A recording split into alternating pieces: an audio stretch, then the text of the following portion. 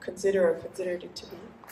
And I'd like to start with you, Nori, from your practice in calligraphy and art, and also your paintings out there. We're talking about the rise of Islamic art. How significant is that to you? Do you see you're part of a movement where Islamic art is becoming more mainstream in a sense, or it is becoming a wider, let's say, category of what you would even consider Islamic art? Do you even consider yourself to be in that field? Tell us more. Honestly, I don't think I fit into the category, but before, like, let's say, 50 years back, 20 years back, me and Mahwish was just talking about that.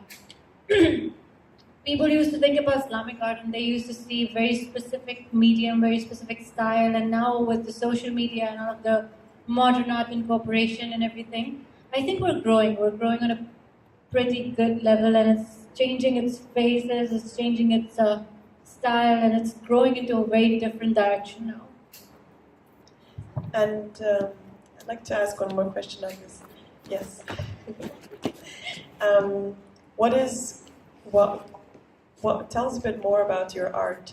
You said you don't really consider it to be in that sphere of Islamic art, but why? What's your approach, or what's your aim? Because we can see, I mean, women wearing, you could say, a shayla or abaya part. Yes, that is it. My art is very different from the stereotype art that we see in the typical portraits and stuff. The story behind it was like to show a different perspective.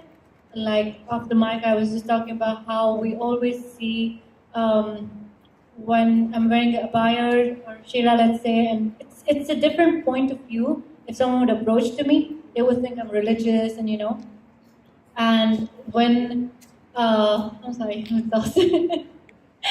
So it's just to break the stereotype. I wanted to put out the different view, the different idea behind the entire culture. I wanted to put every woman, every ethnicity in the very Gulf way to break the stereotype. Like, okay, this is Arab woman, this is the abaya, this is the shira, this is the the lifestyle. I wanted to put out a bigger perspective. Like, this is it. This is they could do more things. They're very fancy. They're about lifestyle. They're about much more things that people actually think.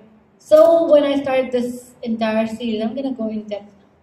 So when I started this entire series, I was actually talking to my husband, and I was getting in, much more detail. Like, how do you see? This is a very diverse and multicultural city we live in, and my husband is born here, and he's been here in this city for forever, and his family is from here. So I was just asking him, like, how do you see a woman here? Because I'm a woman empowerment. We were talking about I'm all about it. So I was like, how do you see women, and why do you always, respect the woman more? Like, if you're in a queue, you'd be like, okay, you just come for it and do your thing first. So why you don't do it for every nationality? Why you don't do it for every ethnicity? Why you only respect the woman if she's from, if she's representing one certain religion or one certain culture? Why you don't do it for everyone? Like, it's a woman, just stop the lift, open the door, whatever, give her a compliment. Why are we so much focused on one religion? Like, only this religion is respectable, the rest we don't care about. Okay, so he didn't obviously have an answer. He's like, Google it. But then I just discovered. I went on my Instagram, and I started going live. I started asking people, like, who is the most iconic female icon in your country, in your city, or in your culture. So they started giving me names. So when I started painting the series, they gave me the name Rihanna, and I was like, okay, that is going to be a hard one. But I picked one icon from everyone. I did one Nigerian, and then Marilyn Monroe, she was American, and then I did Frida. I did Angelina Jolie back then. That was my first one, actually. That's why I have the cards inside. You guys can get them. And then I started doing Indian, and I was just discovering the nationality and trying to put them in an attire where people can see, like, okay, every woman is beautiful, like, every woman is respectable. It's not only about one culture that you should, look up to. And that was the reason how I came up with it. I don't know if it fits into the category, but that's how it came in, process. Definitely, I'd like to dive into that more just a little bit later. Mahwish, from your side, on a first look you could say, yeah, that's definitely Islamic art, right?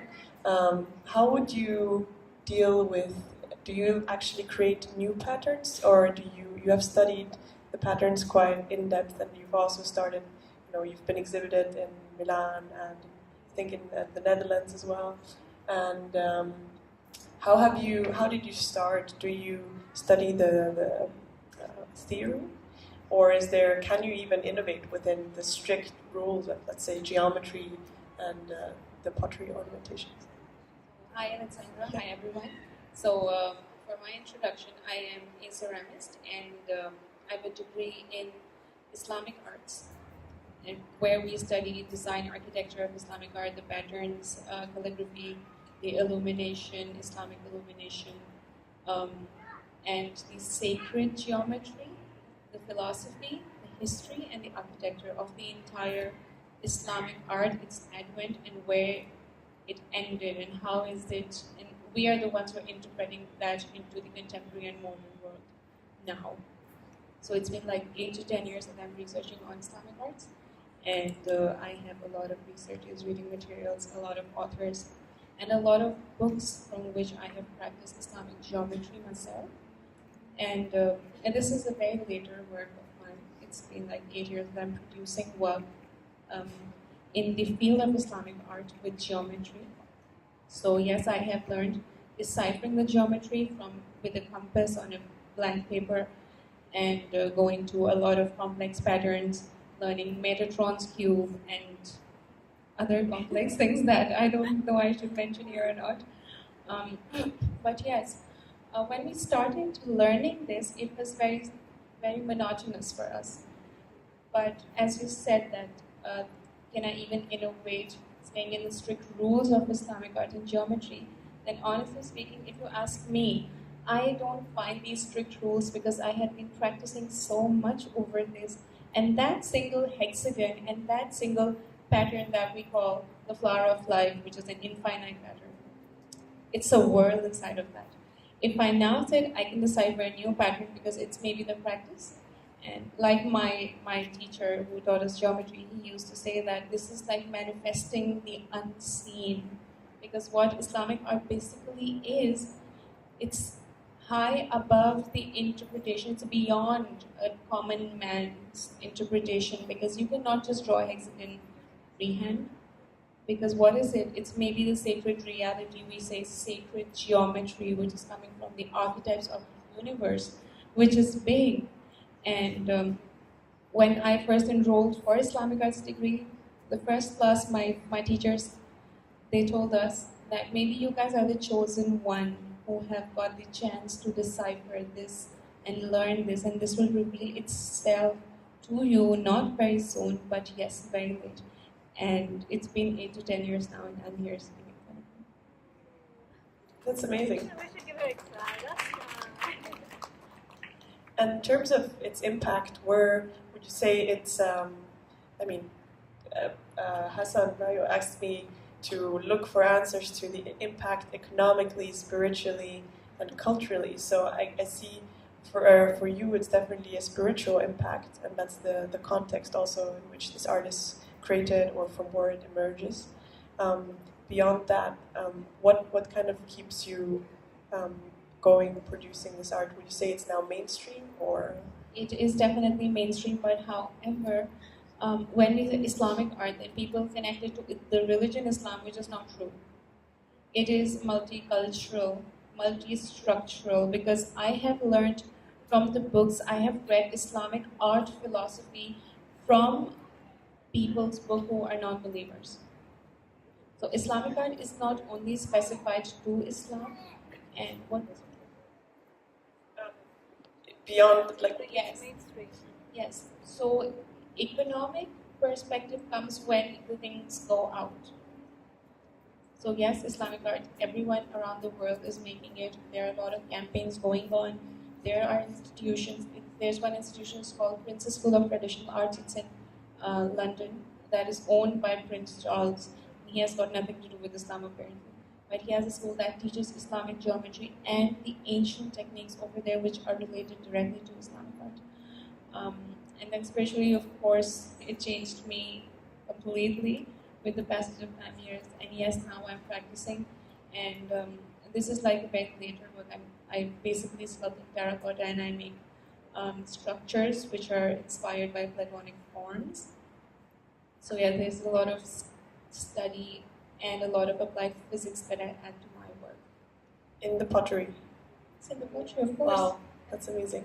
So, what are Platonic Okay. structures? So the word... Is there a simple way of understanding it? Yes, I have a very brief explanation. Platonic forms are the archetypes of the universe, maybe the first forms of the universe that were first created. So when you say a triangle, it comes from a tetrahedron. When you say octagon, it comes from an octahedron. It's a 3D form of a hexagon, like octahedron, 6 sides of a octahedron is 8. 8 sides of an octagon, if you place them at a specific angle of maybe 25 degrees, then it creates a shape. That's an octahedron. So it's tetrahedron, octahedron, dodecahedron, and icosahedron. So these are the Platonic forms. The archetypes of the universe, the structures that were first, that will maybe the first forms with which the world was created. Those were the Platonic forms. Oh, that's amazing. That's really interesting and goes far beyond A what, lot of research. something that is just nice to look at. Yeah. I also have sculptures which I sculpt on Platonic forms, so maybe I can share with you guys. I think we should add what's the scientific impact of Islamic art. Of course, it is. Yeah. Of course. I think what emerges from this discussion for me is really that both your artwork goes far beyond in terms of its impact, beyond what we would, let's say, traditionally or at a first sight consider as Islamic art. And that's also something that we researched as part of a report, which was the Islamic creative economy, actually global perspectives on the Islamic creative economy, which tried to define what is the Islamic creative economy. So what is even considered Islamic art and culture, and what are the different layers. So from our side, it was the strict circle, which is religiously considered so, but also what museums or institutions would label as Islamic art and culture. But also beyond that, and coming back to you, Nori, what an artist could consider to be part of Islamic art, which does not necessarily have to have geometric patterns or Arabic calligraphy in a certain style.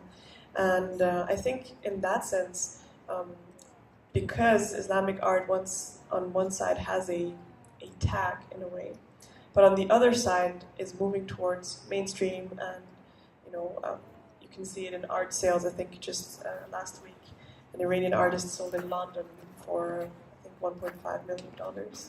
So on the other hand, it has this potential that, from my also professional experience, I feel has this potential to go beyond its limits and have an impact which is beyond just the strict circle of Islamic art. So in terms of inclusiveness and multiculturalism, what is your take on? Do you feel that Islamic art, being called Islamic art, can achieve inclusiveness, or does it can it have a bigger impact? It's better if she describes it directly.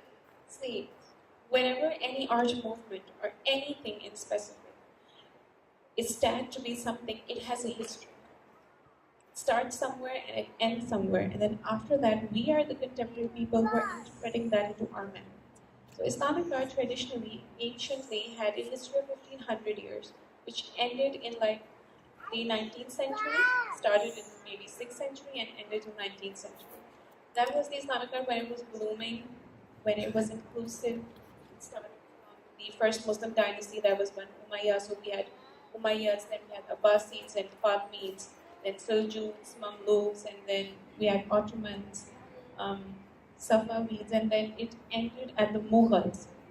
So you see a taste of inclusiveness where Islam does not, or the Islamic art does not allow you to depict human figures, but in the Mughals we see them. So it was an inclusive approach. It's first started maybe the floral patterns and the whirling dervish, the concept of performance art in Islam started from the Turkey, and then the Mughals in India, they were making figurative stuff. So that was inclusive. And after the 19th century, whatever is happening, whatever I'm making, or whatever Nori is making, or whatever you plan to make a research on, it's all contemporary. You cannot connect that into the sole idea of what Islamic art was, because it's now contemporary and no one has, maybe no one has the right to say no, this is not Islamic art, or yes, this is Islamic art. The judges have died. Yeah, or we'll be the judges that will live tomorrow, right? When we will be history. Yes, and I think I'd like to add on that. Like, I don't know why they always say it's Islamic art. Like, maybe it was coming from the Islamic, the area. Like, let's say it's the Dubai art, or let's say it's the. For example, if you're buying something from a shop, it's not like the production of the shop. You just name the item. But I think they were just lazy. They just call it Islamic art. Okay, we don't know what that is. It's not that it's coming from a specific area or Islam or it's Muslims or something. If you see geometry, it was first created by Greeks, and then Romans inherited it, and then the Arab inherited geometry as an art from Romans. So Arabs were the ones who first initiated maybe this kind of art, and then calligraphy. We have Japanese calligraphy, we have Chinese calligraphy, but what we actually term as calligraphy is the Arabic calligraphy. We have so many fonts. Like the one that you have on your painting is abstract, but it has a form, it's called Jali Diwani, it's a font. So it's amalgamation of so many things over the passage of time that is leading to what is now. So yes, the Arabs were interested enough to grab geometry as an art and involve calligraphy into it because it belonged to them, the language. And then the Islamic illumination, we see it everywhere. The architecture, the entire architecture, it started in Spain, not in UAE.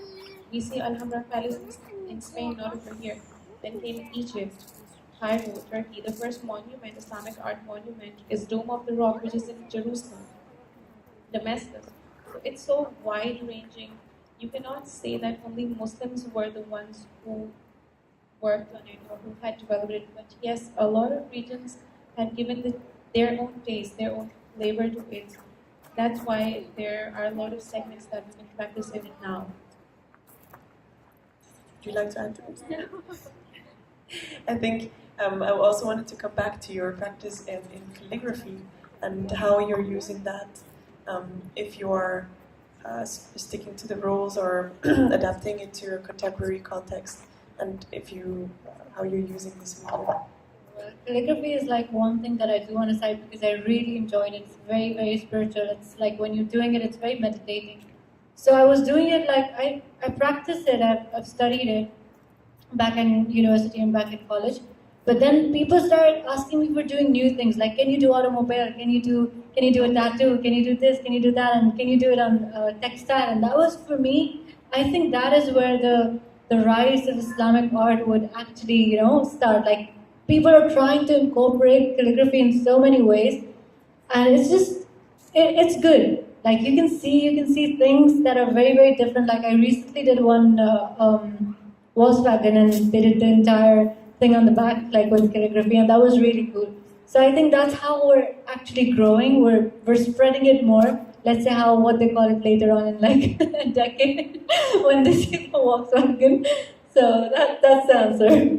Yeah, I think definitely. Thank you. Both of you are contributing to shaping what we today consider Islamic art in its broadest sense and its most specific sense. Maybe at this point, I want to give a chance to the audience, if anybody of you would have any questions.